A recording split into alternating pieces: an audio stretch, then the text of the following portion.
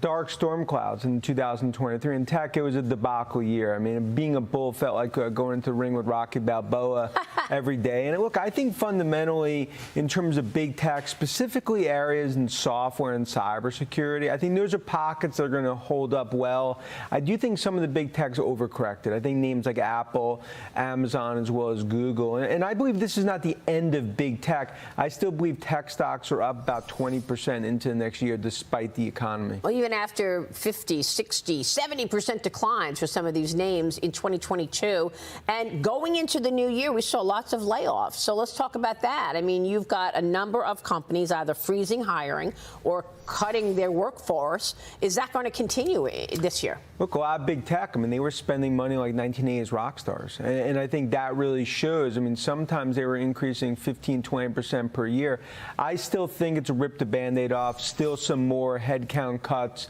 We think potentially another 8 to 10% headcount cuts in big tech. You look at what happened with Meta, and that's a good example. Once Zuckerberg finally read the room, cut in terms of what he needed to, stock ultimately lifted. I think view that as a catalyst. I think you will see a continued cutting of heads in big tech because they're getting ready for the Category 5 storm in terms of what we're seeing with the macro. You had Tesla, Twitter. I mean, Tesla was also really a big loser last year. And, you know, the same CEO, Elon Musk, what happens there? And then there's the Microsoft Activision upset, FCC trying to stop that deal.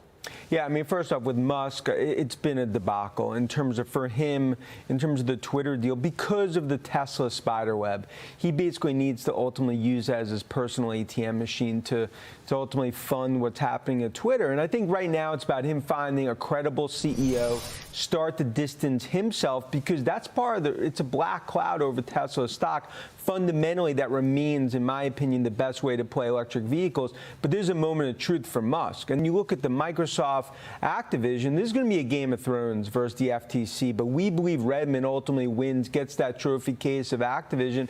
And this is important because the Beltway continues to be against big tech. Microsoft really putting a line in the sand. I think that could cause much more M&A from either big tech as well as financial buyers. That's a great point. And you're right, Federal Trade Commission trying to stop that deal. But let's talk about the potential for M&A. Are there areas of tech that you think will see deals? Is it cloud? Is it retail? Where are the areas for mergers? Yeah, I think it's fertile for cloud and cybersecurity. I look at cybersecurity. There's a lot of mid-cap names where I think ultimately the boards and the management teams, they're going to look at this and really view it as a time to hit the bid.